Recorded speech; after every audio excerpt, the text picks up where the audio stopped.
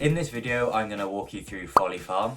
Despite the name, it's home to many animals not commonly found on a farm, and I'm going to walk you through all the ones I managed to see there, whilst giving you some facts about the different animals. Folly Farm is located in Pembrokeshire, South Wales, and was originally just a dairy farm in the late 1980s, before becoming an educational attraction for people to learn about the cows and farming in general. Since then, it has expanded, adding a barn with lots of different farm animals and a zoo with over 750 animals from around the world. They also have a vintage-styled indoor fairground and several other outside rides, such as the Ferris wheel, which you can see as you walk into the park. First, as you come in, you'll go through the gift shop, and then you'll be able to turn right to go towards the outdoor rides or straight on towards the barn.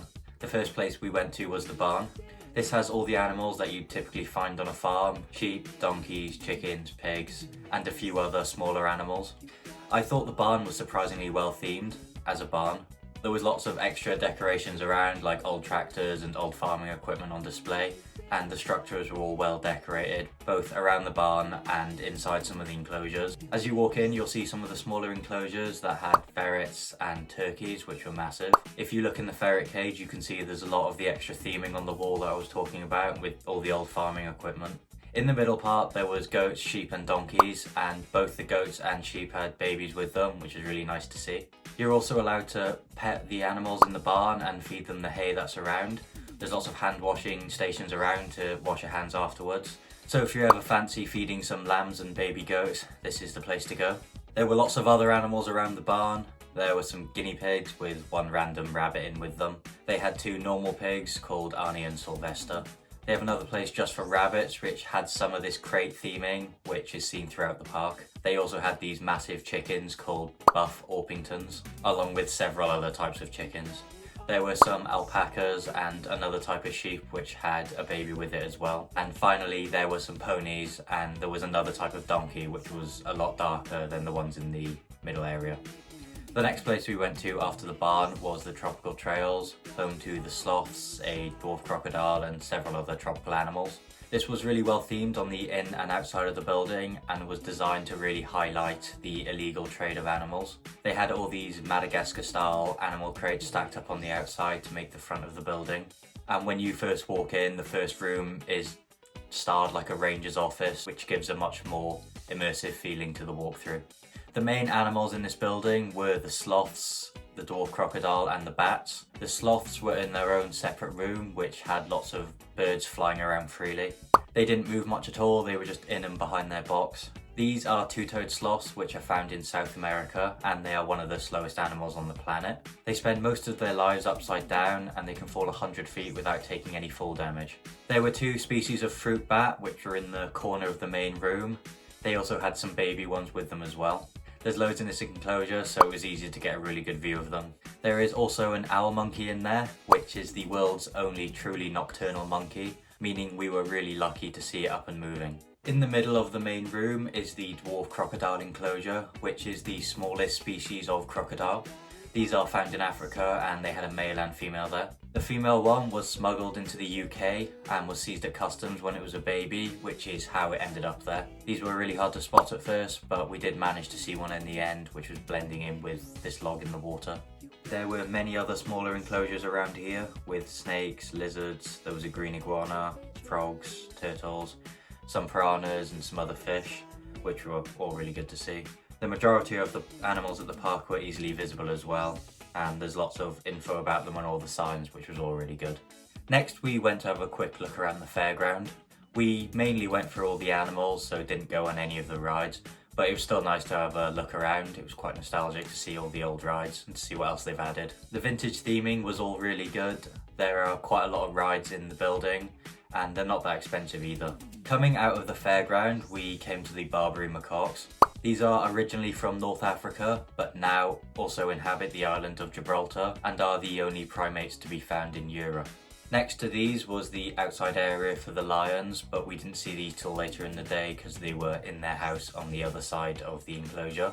We next went towards the rhinos, first passing the meerkats, which had quite a big outside enclosure.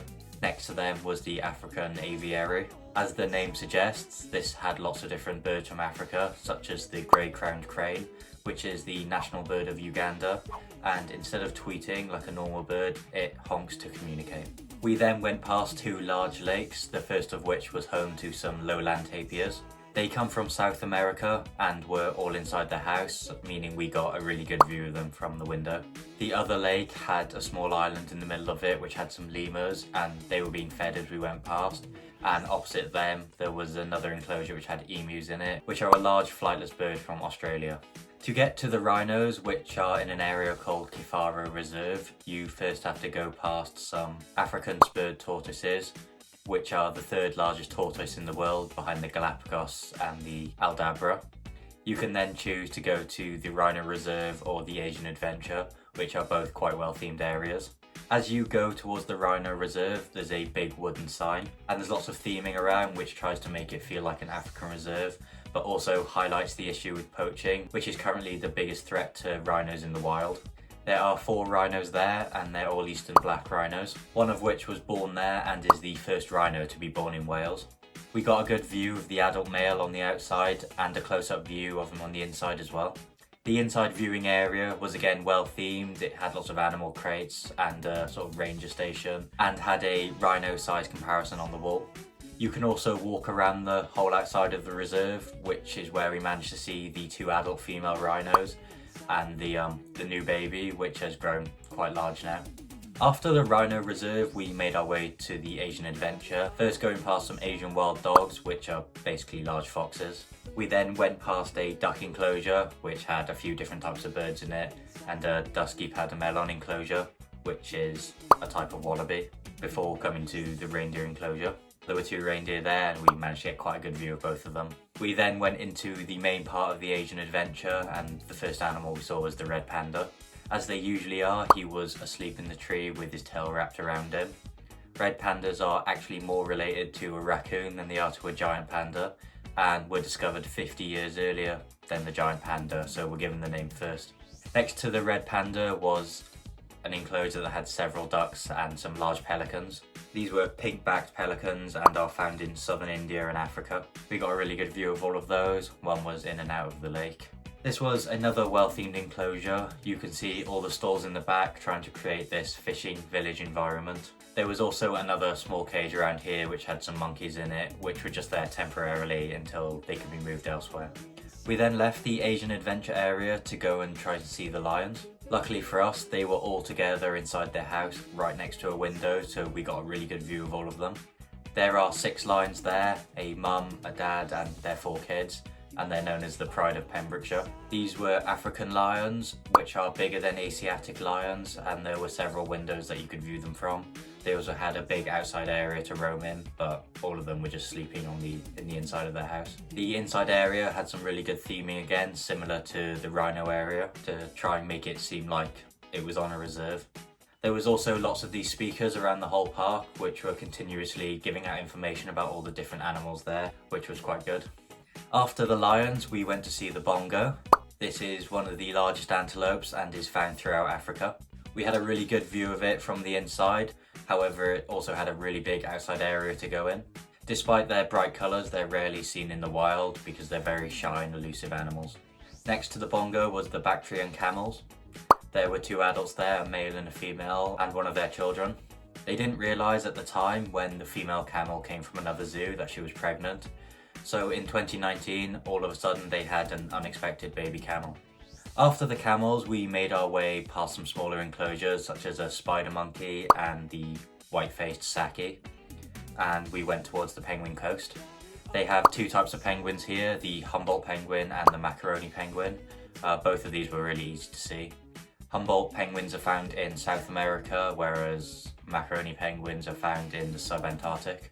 They had a lot of space to roam on land here, but they also had a pool as well, which you could go and view from the underneath. There were also some Chilean flamingos here and some other duck species in an enclosure right next to the coast. After the penguin coast, we made our way to the final part of the zoo.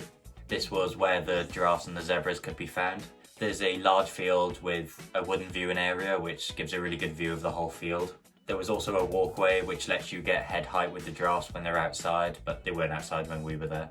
Unfortunately, we weren't able to see the zebra either because it just wasn't out and there was no way to view it when it was inside. But we did manage to get a really good view of the giraffes when they were inside their house. All the giraffes there are male giraffes, and they are a hybrid of the 9 subspecies of giraffe, which means they'll never be used to breed. Before giraffe subspecies were known about, all the giraffes were just bred together, but now zoos will only breed same species giraffes, so some zoos will serve as a home for all the hybrid male giraffes. So, that concludes everything we managed to see there. Thank you for watching the video. If you want to know more about Folly Farm, I've linked their website down in the description. If you want to check out my other vlogs of Chester and Twycross Zoo, I've also linked those in the description. Leave a like if you enjoyed the video, subscribe for more vlogs, and see you next time.